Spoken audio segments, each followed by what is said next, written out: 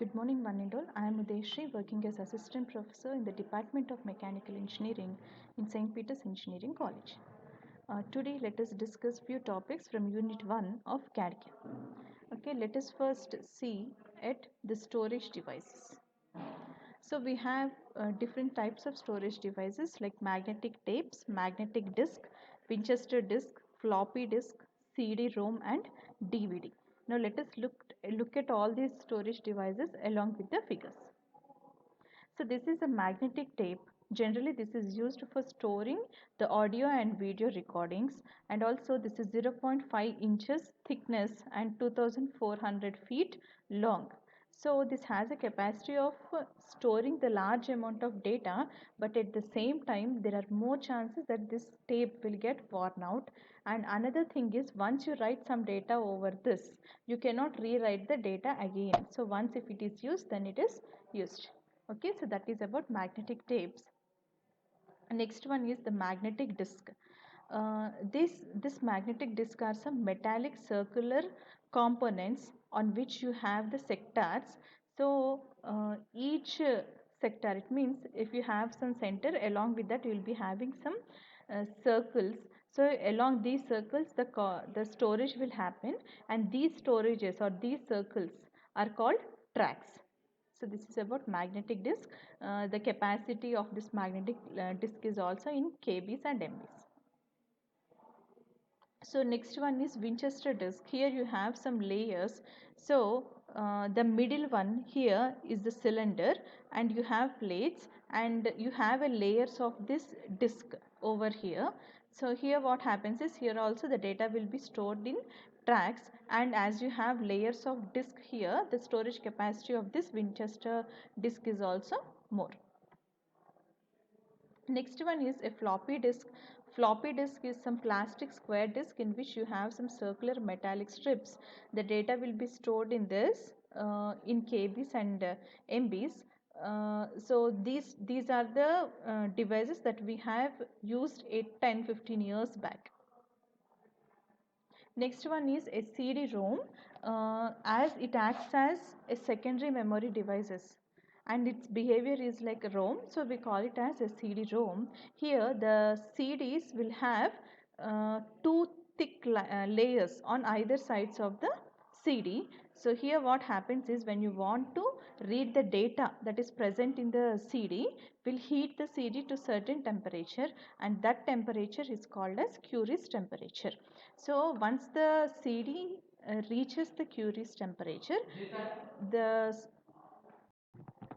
once the CD reaches the Curie's temperature, it gets heated up and starts transferring the data. So in order to read the data that is present on the CD, we send some laser light.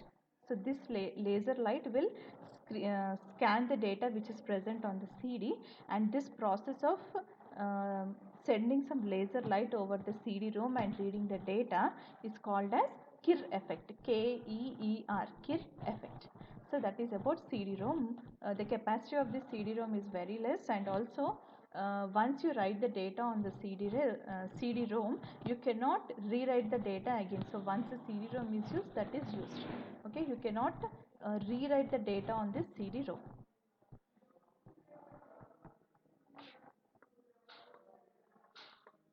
Next are DVDs. DVDs will also have a protective layer on either sides, and even this DVDs will be heated to certain temperature, and the laser light will fall over the DVD, and you can read the data. It means the computer will read the data. But here in case of DVD, you can rewrite the data n number of times. Means how many times you want to erase and how many times you want to use, you can use it.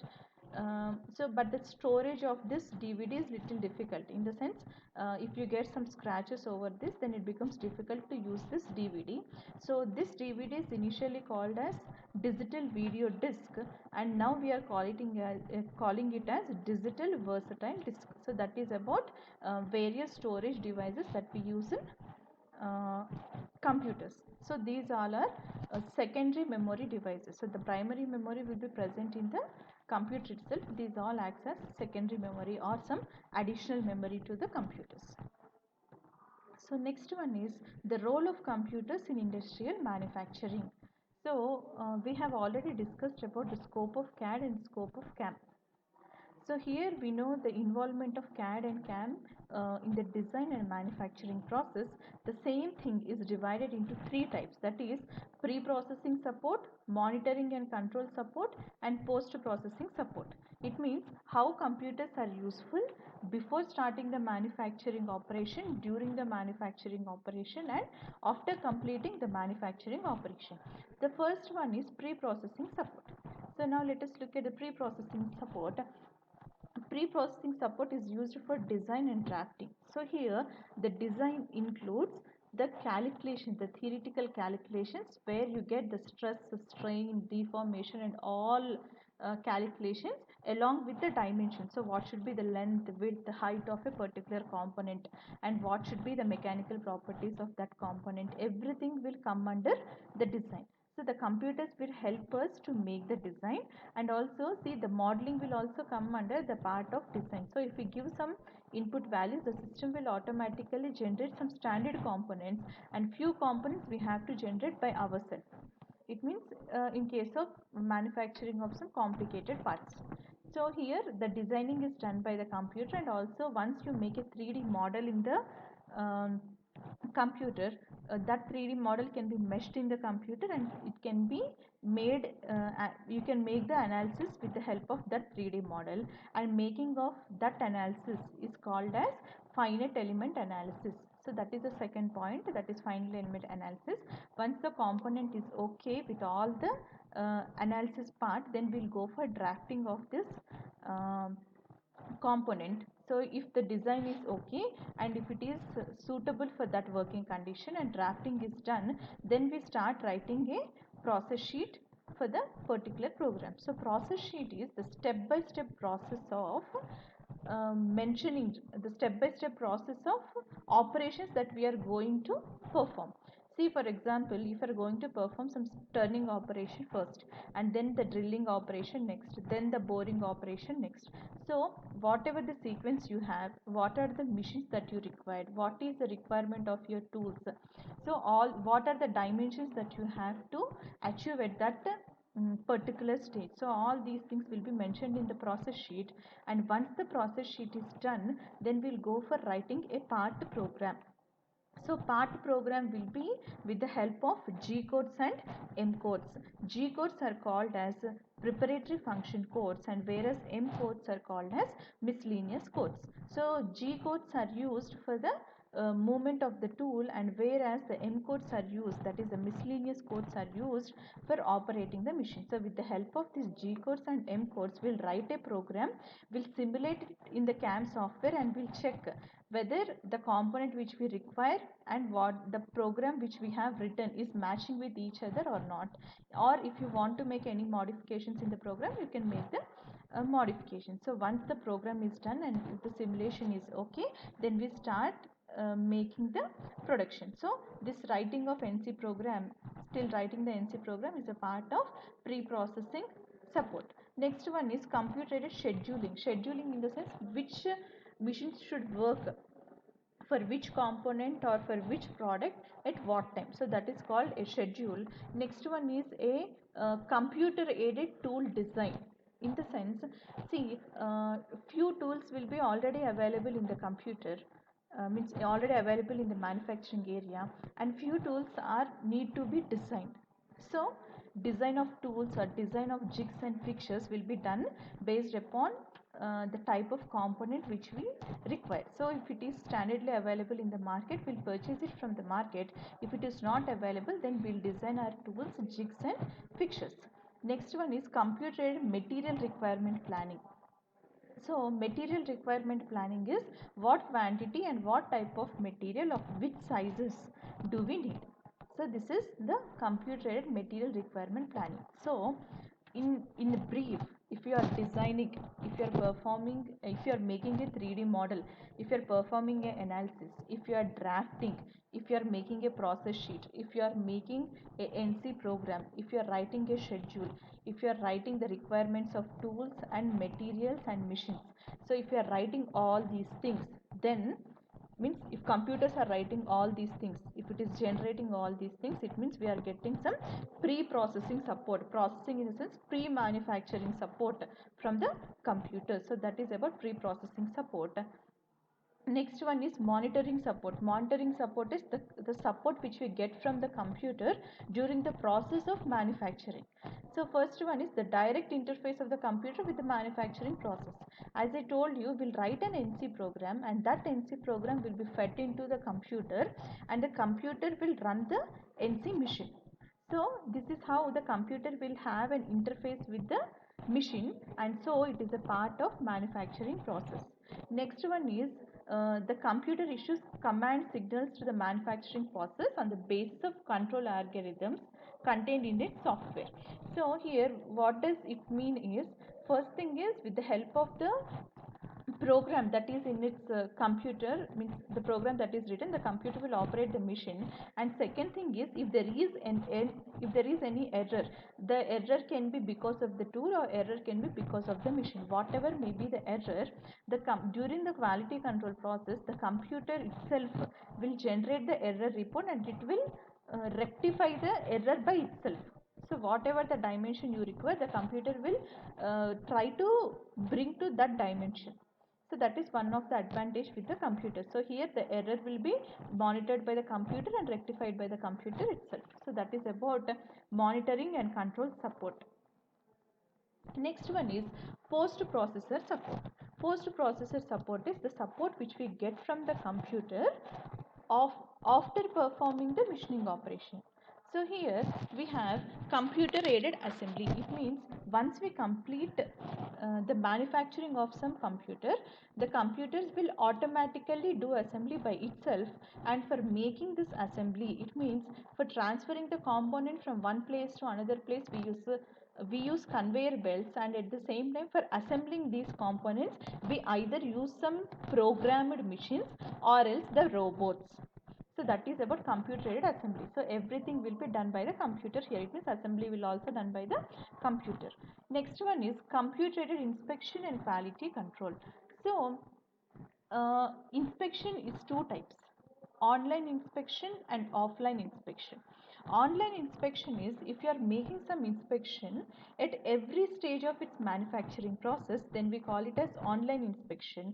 And if you are making some final inspection, it means you have got some final product and you are making inspection of it, then we call it as offline inspection. So these are two types of inspections: online inspection and offline inspections.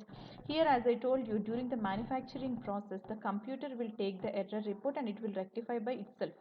That is one way of checking the quality of the product, or else checking the quality of manufacturing. Next thing is, after getting the final product, we have some few machines. For example, a coordinate measuring machine. So this coordinate measuring, in this coordinate measuring machine will be inserting a 3D model. So the computer will read this 3D model completely, and then it will take the dimensions of the coordinates. It means it will check the coordinates of all the edges and corners. Means every corner of the component will be studied by the computer. And when you place a particular component on the table of coordinate measuring machine, we have an instrument called as probe, which looks like a needle. Okay, it will go to every corner of the component, and it will check the dimensions. If the dimensions present in the model and dimensions present here on the machine are same, then the component will be accepted, and if both the dimensions are not matching, then the component will be rejected. So in this way, the computers will be useful for the inspection and quality control purpose. And one more thing is, inspection and quality control is not just checking the dimensions. So inspection is when you are checking the material quality, when you are checking whether the size of raw material is correct or not, when you are going through manufacturing process, whether we are using a right quality tools, right quality machines, are we completing the machining time, means are we using the right speed, feed and depth of cut, are we completing the project in time, are we using the skilled operators. If you are looking at all these things, so the quality is everywhere, at the materials, at the dimensions, at the manufacturing process. even at your handling methods, yeah, at your packing methods, shipping methods. So the quality is everywhere, and all these things should be monitored. Next one is computer aided cost analysis. So we'll have some component and we'll give the input values of these components to the computer before, and then when we are keeping some similar component, it will calculate the material cost, machining cost and all, and depending upon the components which we have previously, the computer will give us the cost of this particular product. So that is about computer aided cost analysis. Next one is computer aided packing and labeling. See, for picking and placing, we either use the machines or we'll use the robots, and for labeling, the machines will be used for labeling. So we can use anything, either a programmed machine or a programmed robot, for packing and labeling process. Next one is computer aided analysis of market feedbacks. Market feedbacks is, if once we release the component into the market, the customer will give us the feedback. So what computers does is, it will make a note of feedback and it will send this feedback to the design department, or means whatever the concerned department it is. If it is a design department, it will send for design department. If it is a manufacturing department, it will send for manufacturing department. So like this, depending upon the type of feedback which we have got, it will send that particular feedback to the concerned department, so that we can improve the design and quality of our product. So this is how we use computers for marketing and feedback purpose. Next one is computer aided billing. Billing in the sense, once you are selling some product to the customer, depending upon the cost of that particular product and quantity which you are selling, the computers will automatically generate the bill. So that is called a computer aided billing. So these are the various post processor supports. So like this, we have three things. See, pre-processor support, monitoring and control support, and post-processor support. So these are the things that we have discussed now. Next one is CAD CAM tools. It means what are the tools that we use in CAD and what are the tools that we use in CAM. For in case of CAD, we say about what are the tools that we use for design purpose, and in case of CAM, we mention about what are the tools that are used for manufacturing purpose. So if you look at the first figure, it is written as CAD CAM tools. So the design tools, it means designing in the sense making all calculations, like what should be the length, what should be the width, what should be the thickness, what should be the material properties, all these things comes under design. And geometric modeling is making of a 3D model, is geometric model. Computers graphics and concepts is, see, if you are adding some color to the component, or if you are making some assembly in the computer and checking its mechanism, or if you are performing some analysis over a component. So all these things, the stress strain deformations and all these things, means whatever the colorful pictures or the mechanisms which you are seeing in the computer, everything will come under computer graphics concept. So CAD tool includes design tools, geometric modeling tools, and computer graphic concepts. So that is the first figure, it means CAD tools. So next one is CAM tools. In case of CAM tools, see, the first one is CAD, next is manufacturing tools, next is networking concepts. So here what happens is, once you make some 3D model in the CAD tool, we store this 3D model into some standard format, that can be a IGS format and step format. So the purpose of storing some component in this format is, uh, see, and modeling is done by some software and manufacturing is done by some other software. So both the software should have some common language for understanding. Okay, so this common language, is some standard file.